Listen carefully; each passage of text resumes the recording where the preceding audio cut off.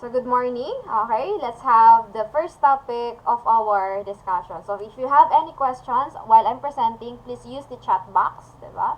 Please use this chat box for for your questions. Okay po. So, course unit 2, the basic concept in criminal investigation. So, welcome to our subject, CRDI211, Fundamentals of Investigation and Intelligence.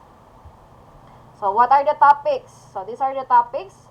So, the basic concepts in criminal investigation, the logic of investigation, deductive versus inductive reasoning, the Wallace will, historical development of criminal investigation, the goals of criminal investigation, the principles and theories in criminal investigation. So, fundamentals of investigation. Paano nga ba na-define ang ating criminal investigation? So, ito muna, introduction. Sabi niya, there is no crime, again, there is no crime if there is no law punishing it, an act, or the failure to perform an act. Sabi nga natin, diba, there is no crime when there is no law punishing it. Alam niyo na yan, nung first year kayo, diba? Nulong krimen, nulong pina sinalege. Alam naman natin na hindi natin mako-consider an act as a crime if there is no law na nagsasabing yung ginawa mong actions ay magko-consist ng isang crime. So, a little bit introduction. Sabi nga niya, when a suspected act or omission was reported to the police, okay, the first assignment of the police is to determine whether was a crime committed or not. So, and if there are pieces of evidence to support a specific offense. So, syempre, sabi nga nila, kapag daw ang isang crime, okay, nangyari, ang unang-unang gagawin ng isang police is alamin if totoo ba na merong nangyaring crime or wala. Diba? Yun ang unang gagawin ng isang police. So, once evidence supports the offense, then the investigator proceeds with the investigation. Okay? So, in determining if there is a crime committed, the investigator should have to understand the definition of an act or omission that constitutes a crime including its elements. So, paano ba malalaman ni police? Diba? Paano niya malalaman if there is a crime? Therefore, dapat alam niya muna yung mga elements of crime. Nakuha? So, why everyone knows what a crime is, it is imperative that investigators must have a clear understanding of what it means, that there are different types of crime depending on what type of law that defines and punishes it. So, it just simply explains, for example, ganito nga daw, kapag meron tayong crime, okay, pag may sinabing crime, reported crime, ang unang-unang gagawin ng police is to determine whether the reported crime is true or not. Paano niya ma-determine if the crime is true or not, or nangyari ba or hindi? Well, of course, titingnan niya if there are pieces of evidence to support or probable cause if na-commit nga or nagawa ang isang crime. Alam naman natin na ang crime can be done in two ways, diba? It's either, it could be in terms of act, ibig sabihin, external action, ginawa mo, or in terms of omission. When we say omission, therefore, it is, there are things that you need to do, but, or you ought to do, pero hindi mo ginawa. Diba? Two things.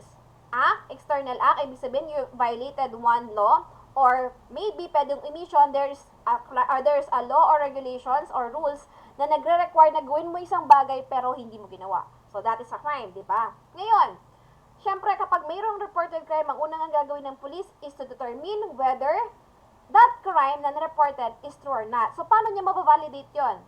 Looking for pieces of evidences or yung probable cause na totoong nangyari ba ang isang offense.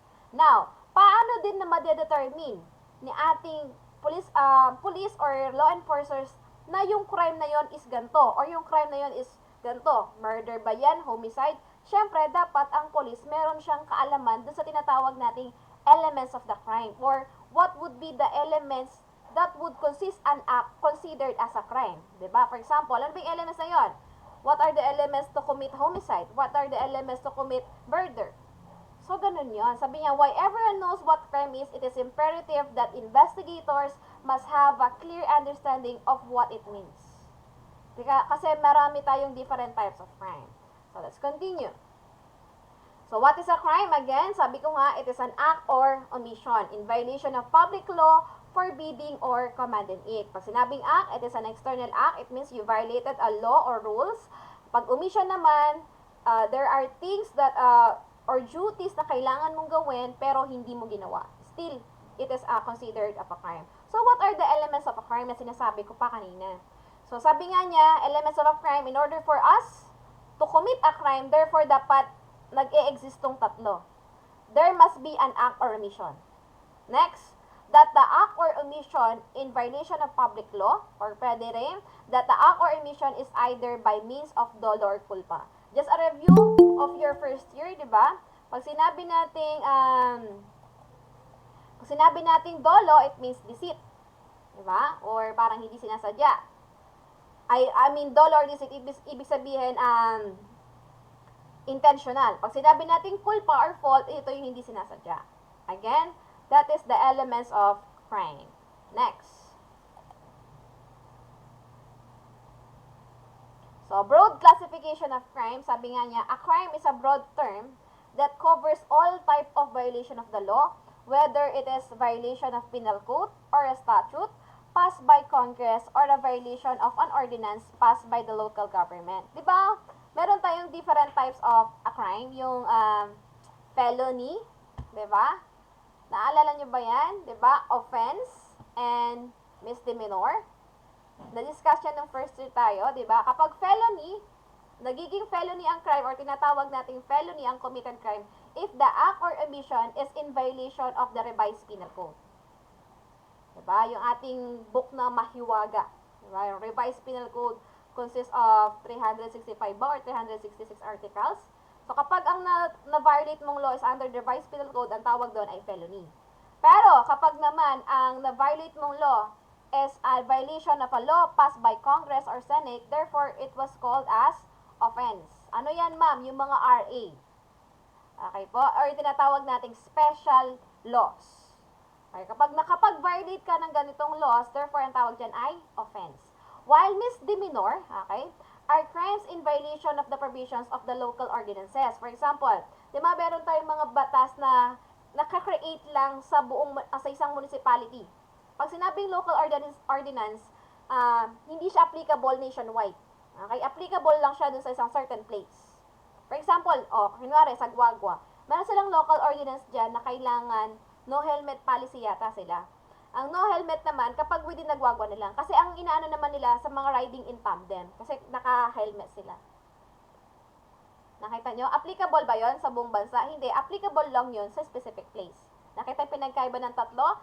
Felony, offense, and misdemeanor. Again, kapag sinabi nating felony, therefore, the crime committed is in the violation of RPC. Pag sinabi nating offense, the crime committed is in the violation of special laws. And kapag misdemeanor, these are just violation of local ordinances. Next. So, criminal investigation. Diba? Ano bang ibig sabihin ng criminal investigation? So, the term investigation was derived from the Latin term vestigare. Ano bang ibig sabihin ng vestigare? So, vestigare, which means to track or to trace, it is a patient, step-by-step inquiry or observation, a careful examination and recording of evidence, or a legal inquiry. Naintindihan niyo po ba? Okay? Vestigare means track or to trace. So, what is criminal investigation? Sabi niya, it is a process. So, ibig sabihin, kapag criminal investigation, meron siyang procedure, it is a step-by-step. Diba? Criminal investigation is a process of discovering, collecting, preparing, identifying, and presenting of evidence to determine what happened and identify those who are responsible, or it is a reconstruction of past events. Sa criminal investigation, kaya sa sinasabing process, kasi kailangan mong sumunod sa mga systematic procedures niya. First is you need to, what? Discover, collect, prepare, or identify the evidence. After you process those evidence, ang gagawin mo, you need to determine, or you need to know, ano ba yung nangyari? Nag-i-investigate ka nga. Based on those facts, diba, na nakuha mo, or based on those evidence na nag-gather mo, aalamin mo anong nangyari. Bakit mo siya aalamin anong nangyari? In order for you to identify kung sino ba ang gumawa ng crime na yon. Diba? That is criminal investigation. Sabi nga niya, it is a reconstruction of past events. Therefore, wala kasing witness or wala ka nung crime na yun Kaya nga, iimbestigan mo paano nangyari. Kung iimbestigan mo paano nangyari, therefore, parang, di ba, pinoportray mo or binubuo mo yung mga scenes na hindi mo nakita based on the evidences. Now, what are the goals of criminal investigation? So, the following are the goals of criminal investigation. So, determine whether a crime was committed or not, legally obtain information and the evidence to identify those who are responsible, syempre, arrest the suspect. Ayan ang pinaka-main goal niya. Ba't ka nagkakaroon ng investigation, di ba? To give justice. Di ba? To recover stolen property and present evidence to prove the guilt of the suspect in court. So, yan ang lahat ng goals of criminal investigation. Bakit natin siya gagawin? Siyempre, para malaman mo if nagawa ba ang crime or hindi. The next, syempre, kailangan yung evidence na gagamitin mo to present in court, kailangan yan legally obtained. Unless, kapag yung mga, meron tayong mga rules and evidence hindi lahat ng evidence na nare-recovered, okay? Usually, kung illegal yan, hindi po yan pwedeng i-present na evidence sa court. Therefore, ang mangyayari nun, magiging null evidence yon. Ano mangyayari po nun? Hindi mo siya pwedeng gamitin evidence in court. Lalo na kung meron kang gustong patunayan. So, merong rules tayo in evidence. Usually, okay, the main goal of this criminal investigation is to arrest the suspect. Diba? Kung sino yung gumawa ng crime na yon. And to recover stolen property if pagnanakaw man ang nangyaring crime. Okay po tayo doon. Next, so fundamentals of investigation as a craft, art, and science of criminal investigation. Okay, criminal investigation as a craft or the craft. Ano bang ibig sabihin ng craft? When we're talking about craft, sinasabi dito is yung skill. Sabi niya, the old perspective of the seasoned investigator highlights the notion of investigation as a craft, which is seen as emerging from experiences. Ano ba yung mga dati mo na experiences on the job and understanding of the role of the suspects, victims, and police officers involved in the process of crime investigation and an ability. Okay? Sabi ko nga, it is a skill, di ba? Ability to organize the case in manner considered suitable by the investigator. Kaya sabi niya, craft. So, the use of manipulation and negotiation with victims, suspects to either achieve organizational end or a form of justice was considered appropriate by the investigator is also a characteristic of a craft. So, yung ginagamit na skill ng ating investigator to manipulate, to investigate, diba, the victims in gathering the facts or the evidences, ang tawag doon ay craft. So, parang ito yung ginagamit niyang skill. Sinong meron yan? Yung ating investigator. Okay po, that is craft. Next, criminal investigation as the art. Paano naman yung art? So, the art of investigative works involves intuition. Tamang kutob, diba? Instinctive feelings and hunches towards problem solving in an investigative capacity. So, the art, sabi niya, the art lies in the ability to separate false from fact and in identifying effective and creative lines of inquiry. Tingnan nyo, sabi nga natin, di ba, art could be broad, could be anything, di ba? It could, pwede siyang distraction or pwede rin siyang, you can lead it in your own way. So, paano ba yung art?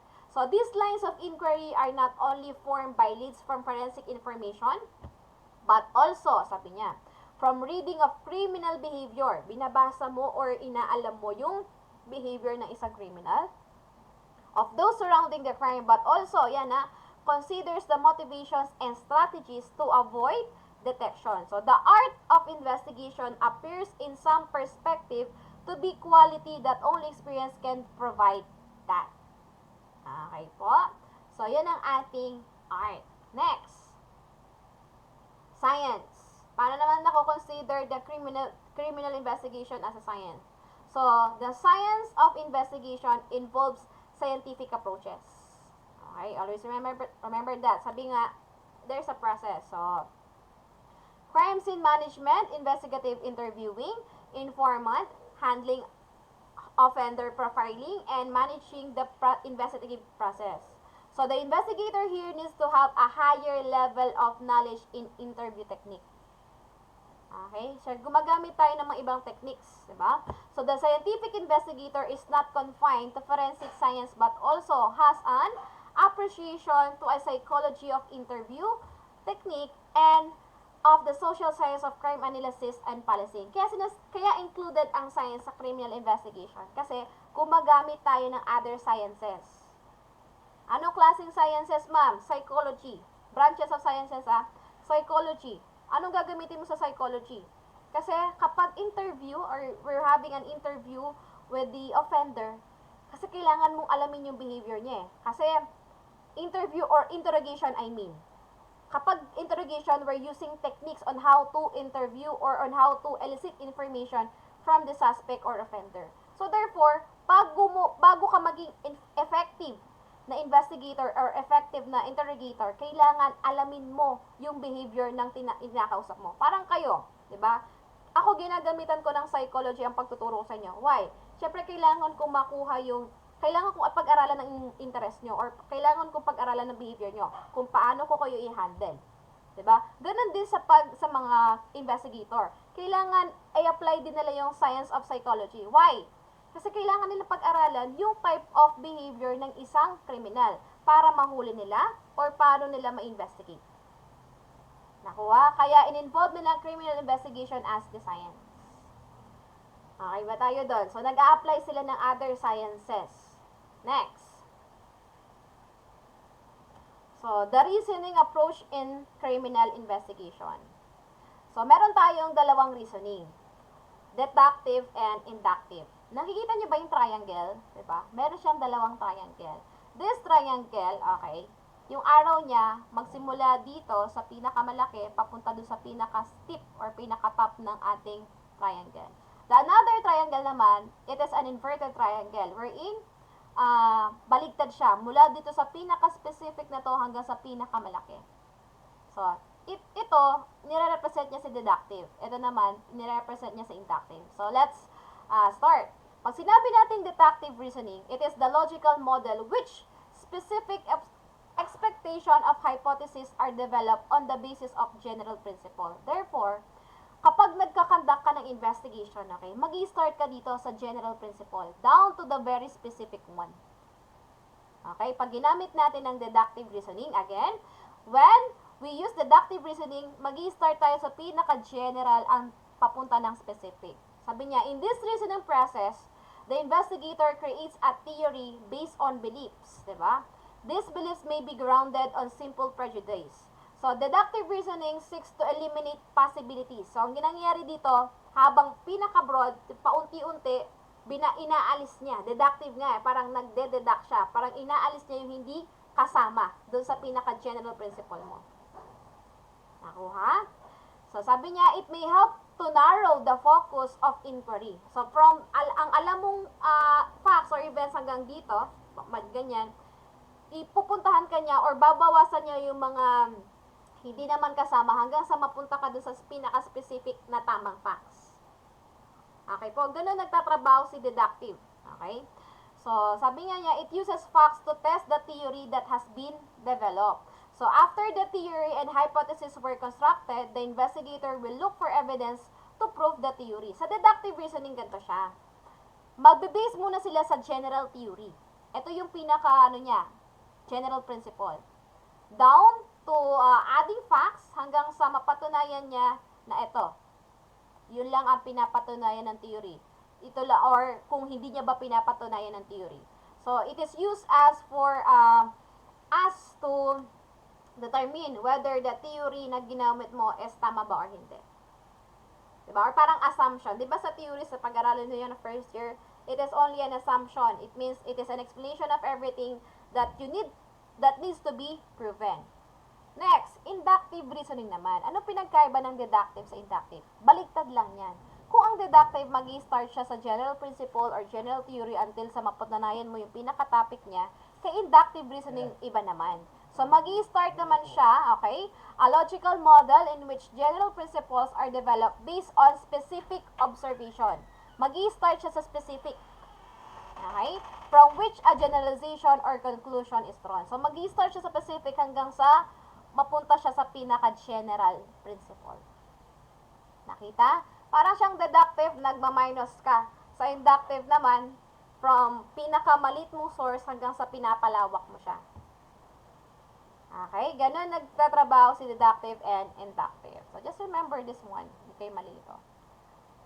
The Wallace will. Now, yung deductive and inductive reasoning, nagwo-work yan. Both. Paano? Sabi niya. So, yung sinasabing the Wallace will. So, the Wallace will shows how both the inductive and deductive approach are working together as one. Diba? So, the inductive phase, ito, begins with observation and continues through theories. Ito. Diba? So, while deductive begins with the theory, diba? And continues through observations. Paano mo yan? So, the cycle continues until additional observation do not change the theory and neither phase is complete without the other. So, in order for us to gather a best investigation, gagamitin mo ang both deductive and inductive. So, it's up to you saan ka magsisimula. Kay inductive ba or deductive? Iikot kasi siya eh. Diba? Iikot siya. Sabi niya, for example, you choose to start with deductive reasoning. Therefore, mag-i-start ka kay theories. And then, magda-downgrade ka, diba, to specific observation. Diba? Hanggang sa pinaka-specific na. Ngayon, pag napunta ka na specific, babalik ka ulit kay inductive. Bakit? Kasi yung pinaka-generalization na yon, okay?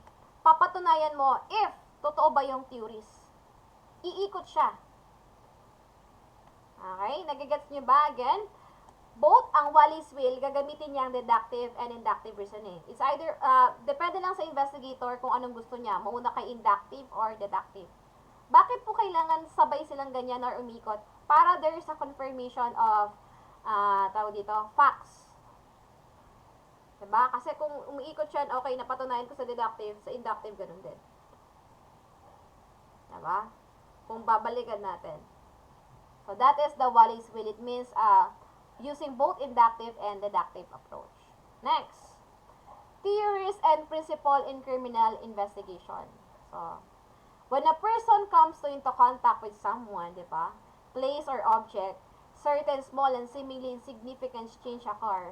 Small items such as fibers, hairs, and assorted microscopic debris may left behind by the person. Alam niyo naman yan, di ba, yung pina-activity ko sa inyo last week, di ba? Yung exchange principle ni Edmund Lockhart, wherein, sabi niya, the theory of transfer, or yung alam natin na exchange principle.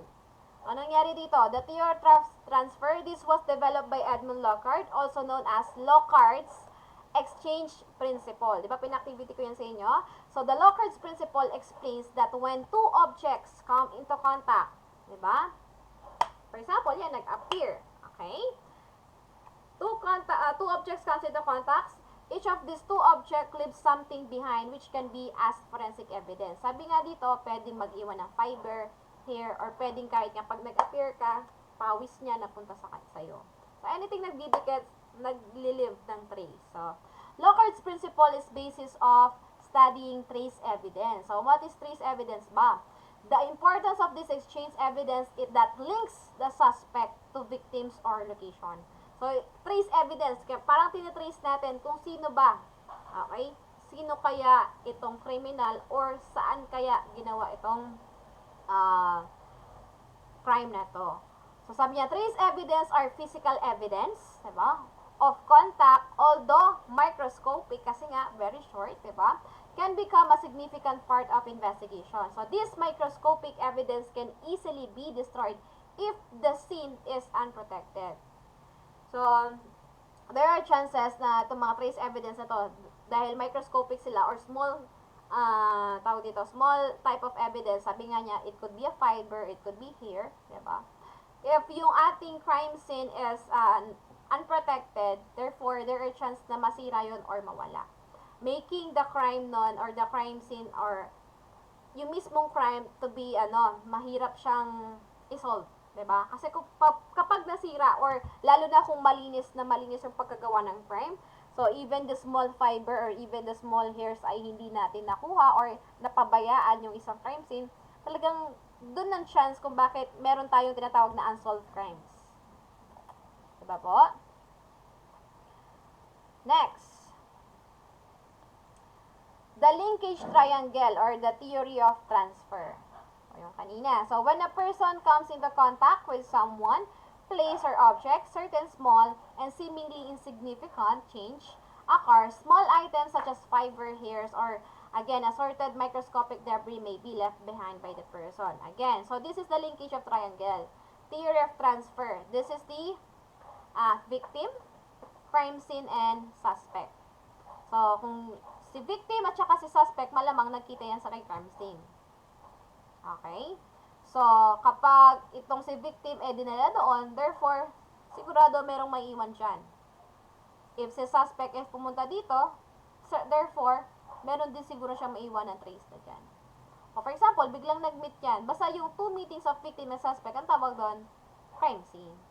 So, that is the linkage triangle. Ang nililink ng ating theory of transfer or exchange principle is the crime scene, victim, and suspect. Silang tatlo. Okay po. Next.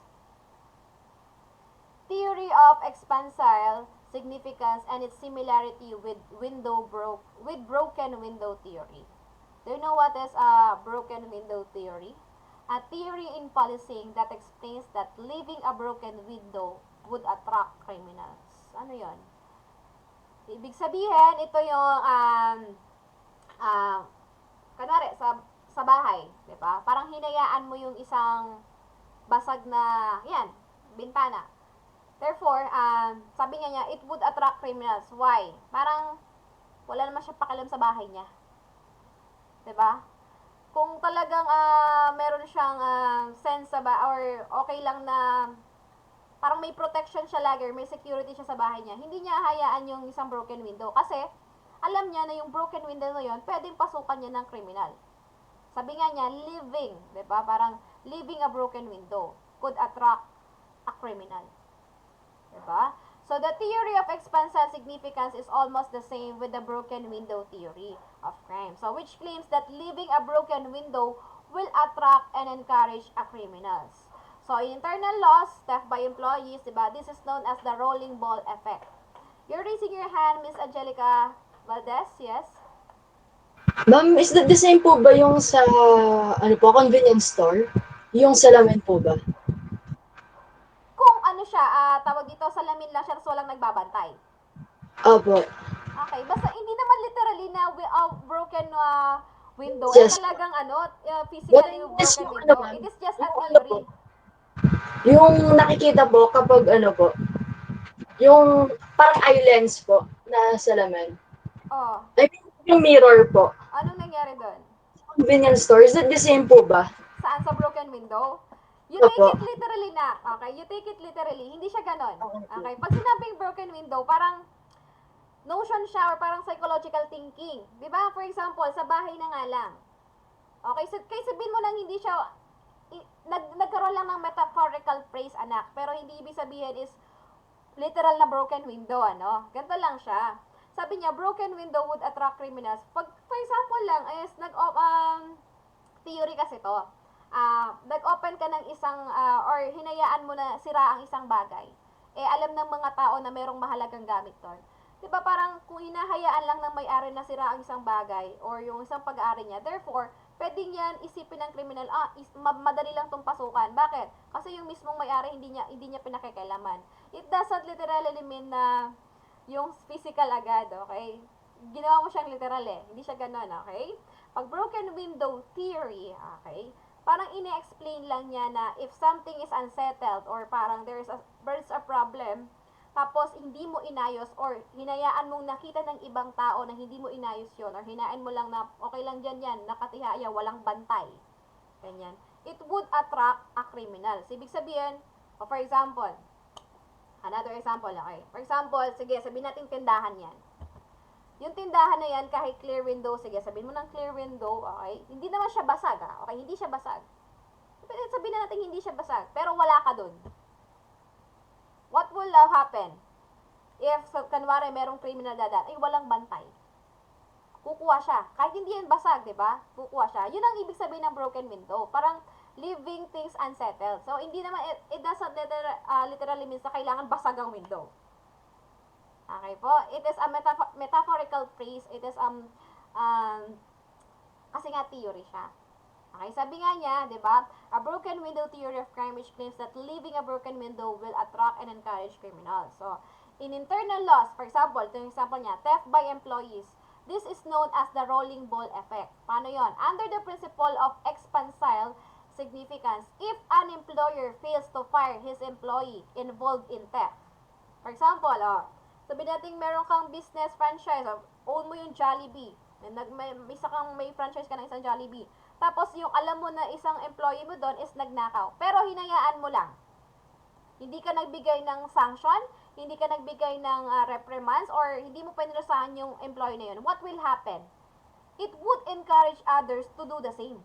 Bakit? Kasi siya nga nagnakaw, hindi man hinuli. Parang naglo-lower yung guard mo. Ganun ang ibig sabihin ng broken window if you leave things are unsettled. Nagets na po ba ang with broken window theory? Okay, sabi niya, if ganun ang makita nila na hinayaan lang nila or walang pake itong may-ari, therefore, mag-i-encourage yun or mag-attract ng other criminals to do the same. Parang nawawala yung deterrence. Diba alam natin yung deterrence, it is the fear of punishment. O, for example, meron silang ginawang crime, tapos hindi binigyan ng proper sanction, what will happen? Others will do the same. Bakit? Hindi sila takot eh. Diba? Bakit? Kasi alam nila na hindi sila pwedeng, hindi nahuli. Therefore, dahil doon, dumadami yung crime. Pero, kung kanwari, okay, alsin natin yan.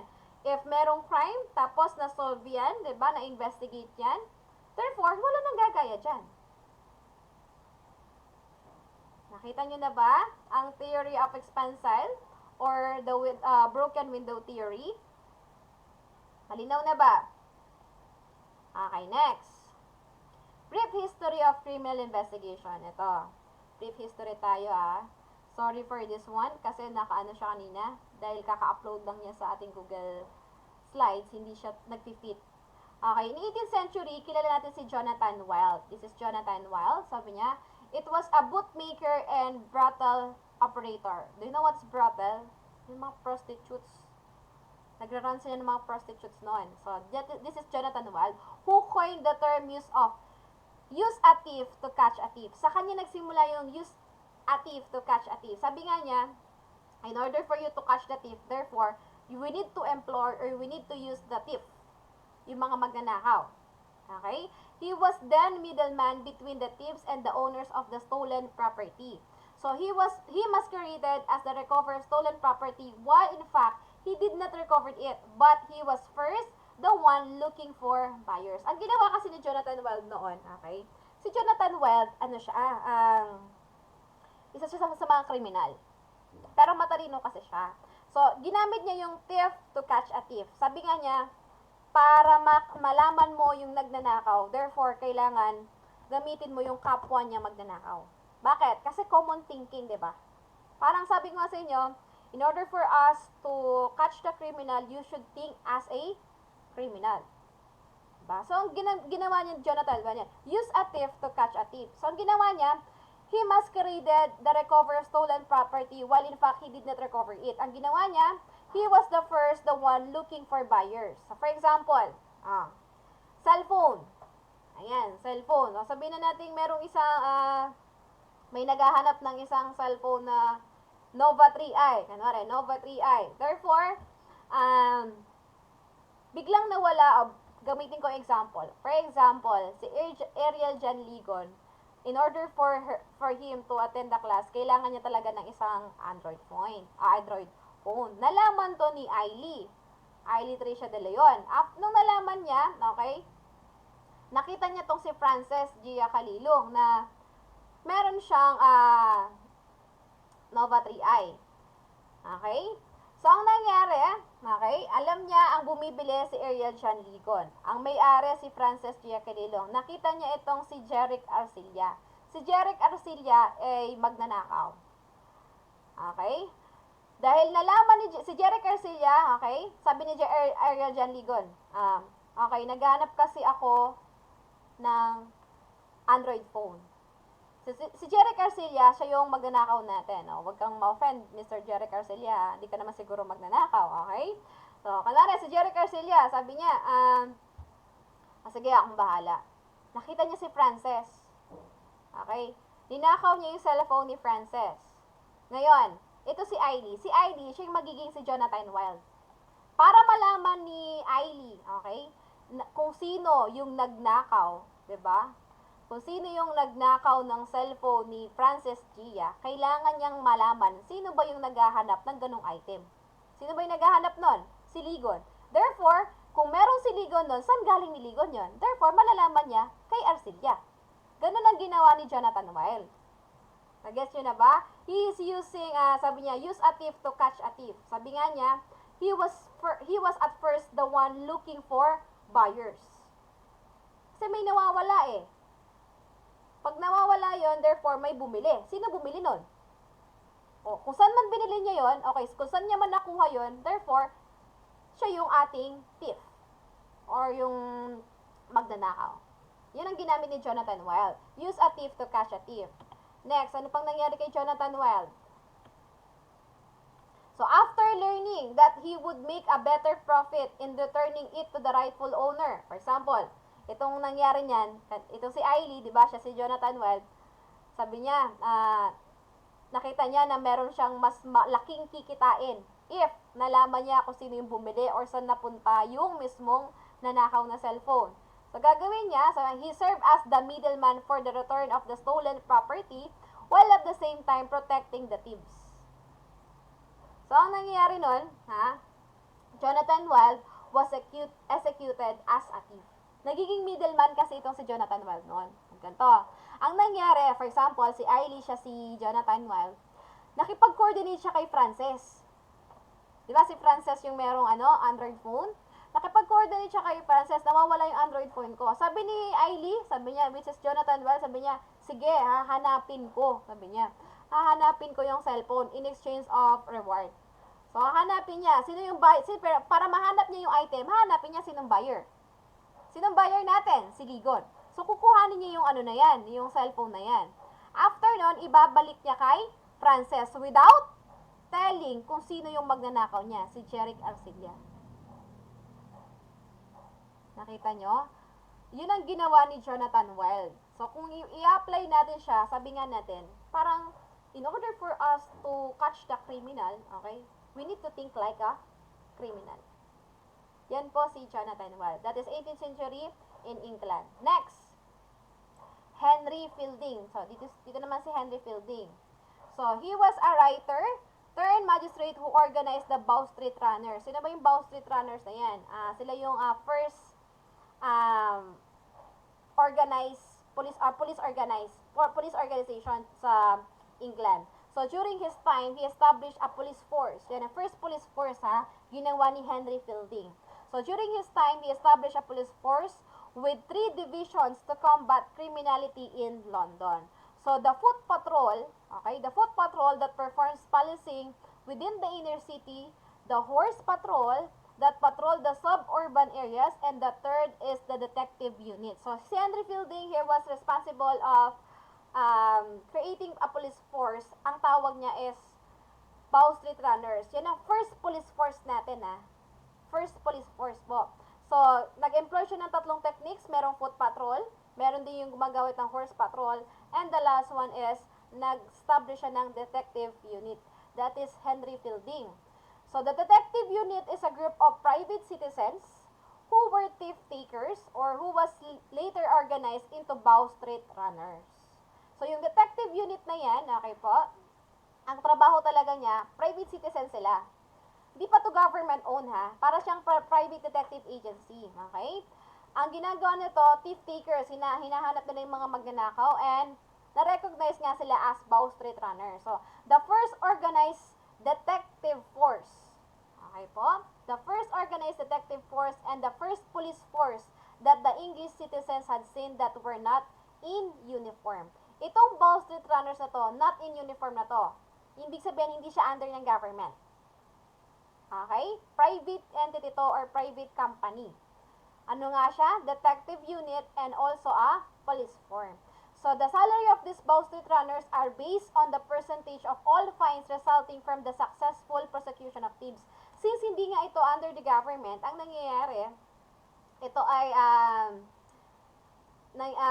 tawag dito, ito ay sa mga, nag-base lang ng salary doon sa mga nagagawa nilang accomplishment, doon sa reward na nakukuha nila.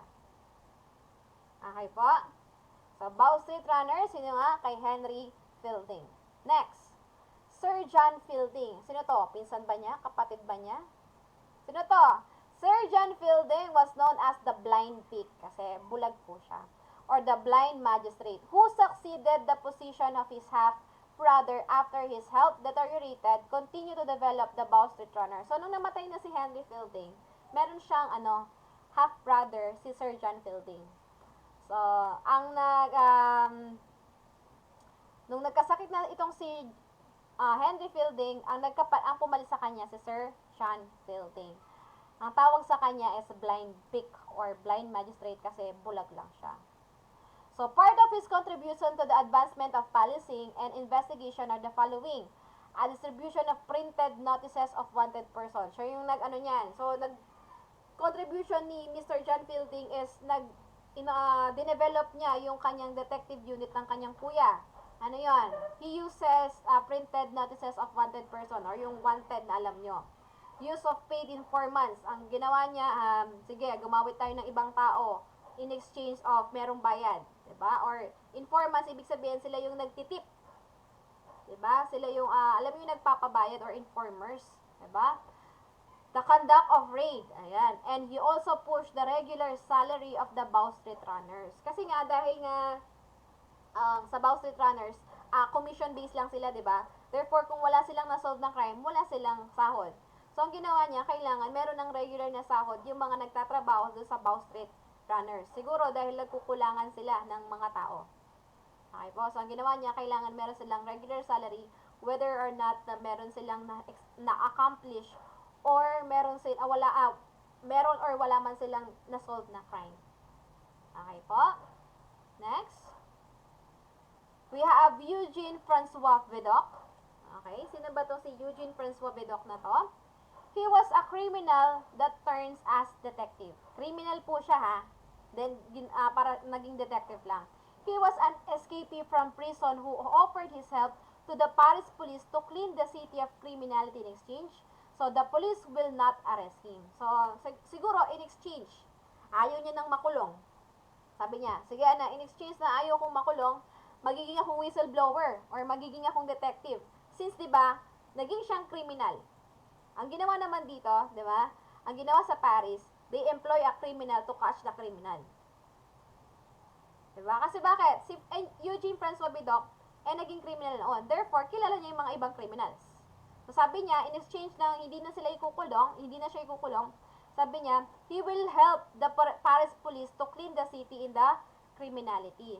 So, the method used by Vidocq was similar that of the method used by Jonathan Wild, diba? Use a thief to catch a thief. Ito naman, use a criminal to catch the criminal. So, during the time, he was then an informer. Pag sinabi nating informer, taga-bigay ng facts or taga-sulsol. Sino ba yan? Okay, for example, merong crime committed, murder sa gantong place. Since criminal siya, kilala niya yung mga different types of criminals, diba? Si ano yan, ganito. Nagiging siyang informer, yung parang asset na tinatawag natin ngayon sa mga police, asset. So, the police was able to imprison more than 800 criminals because of him. Diba? Si Mr. Eugene Francois Vidocq, dahil sa kanya, dahil tinulungan niya yung mga police, diba? Ang nangyari kay Eugene Francois Vidocq, parang nagtaksil siya sa mga kapwa niya kriminal eh. Parang nilalaglag niya. So, dahil doon, more than 800 criminals ang napakulong ng mga sa Paris, ng mga Paris police noon with the help of Eugene Francois Vidocq. Next, sabi nga niya, from an ordinary informant, sabi niya, he became the head of La Surete. Isipin nyo dati criminal lang. Pero dahil nga naging maganda, okay, naging tawag dito, naging maganda ang contribution niya sa Paris Police, ayan, naging pa siyang head ng isang La Surete. And as a head of the investigation department, he employed 20 discharged convicts to form the Nucleus French Investigation Department. Ang ginawa niya, so since nagsimula siya as a criminal, tas naging siyang informant, ngayon isa na siyang head ng isang investigation department, ang ginawa niya, ang nagtrabaho para sa kanya is yung mga kilala niyang kapwa kriminal. Ginamit niya yung mga another kapwa kriminal. So sabi niya, yung mga ex-convicts ginawa niyang, ayan, under ng department niya. They use extensively undercover, yan, and disguises which become as the French method of detective work. Diba? French method of detective work. He also organized a trade union society, a predecessor of credit bureau. His method was also include as the maintenance of extensive